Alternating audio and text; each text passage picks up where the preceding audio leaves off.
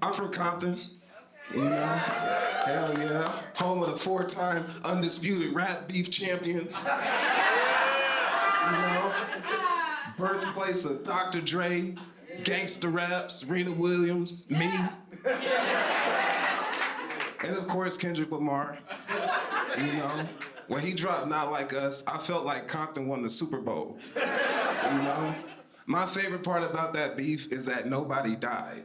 You know? Because Compton is in a good place now. You know, we just got our bike lanes. We just got Tesla chargers. I wouldn't charge my Cybertruck there, but it is bulletproof. You know, we still get ice cream trucks. They don't come down the block till 9 o'clock at night. The niggas selling way more than ice cream. You know, he don't even play the song. He just pull up and go, bump, bump. You got 5 minutes, girl. You know? Compton is crazy. I travel a lot and I tell people I'm from Compton, and I don't like that the first thing people bring up is Boyz in the Hood.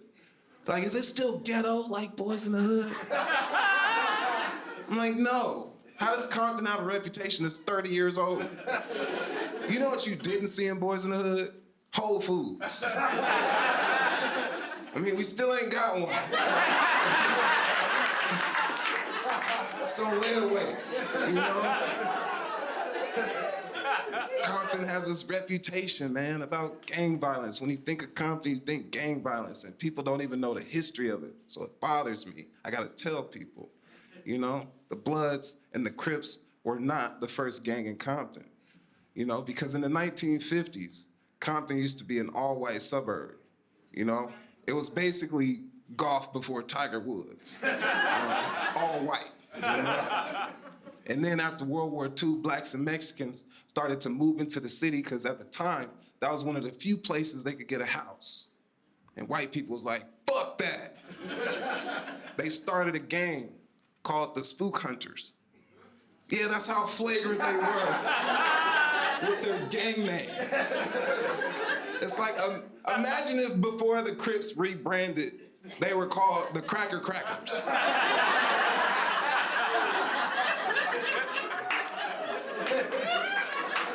It's crazy, bro.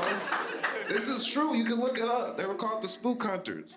And so the Bloods and Crips were established as a form of protection against them. They were like, hey, don't come over here with all that, right? The Bloods and the Crips were a response to the Spook Hunters like Android was a response to iPhone. You know? And then the Bloods and the Crips just got really good at gangbanging. Here's how good the Crips got at gangbanging. White women are Crip walking on TikTok right now.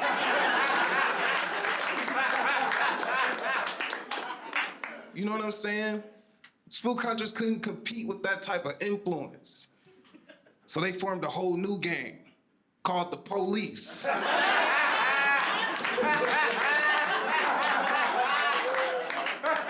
So what set you claim? LAPD?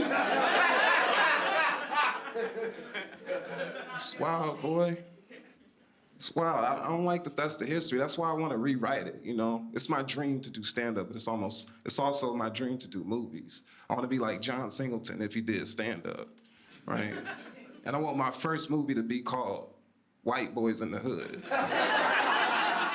Starring Ben Affleck and Matt Damon.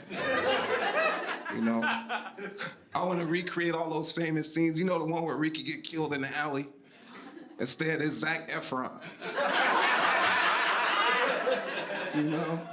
Matt and Zac are side by side walking down the alley, aimlessly scratching lottery tickets, drinking whole milk.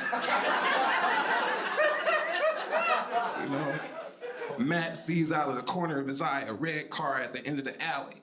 The window cracks. It's Ben Affleck in there. And he got the shotgun, right? Cue the saxophone. Matt turns to Zac. Zac doesn't see it coming, so he goes, Zachary! Boom! Zac goes down. Then out of nowhere, Jack Black pull up in the Subaru. Oh, good! This is gnarly. scoop his body up, take him to his mom's house, dump him on the couch. She starts screaming hysterically, "Oh my God, what are you doing? What did you do? He just got a scholarship to play lacrosse."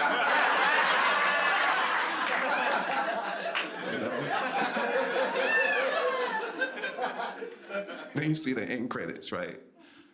White Boys in the Hood. Written by J Snow. Directed by Tyler Perry.